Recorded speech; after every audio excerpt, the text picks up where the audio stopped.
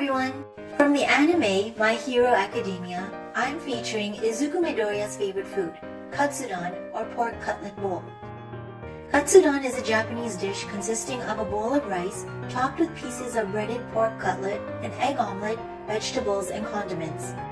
I'm omitting the omelette and vegetables in this video and will just be showing you how to make the rice, sauce, and tofu cutlet. Let's get started. 私が来た!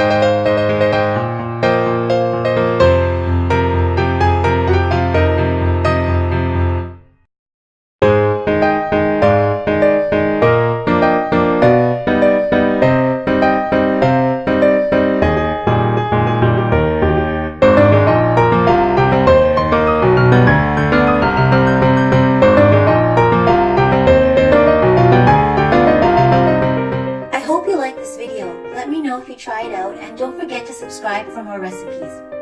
Thanks for watching!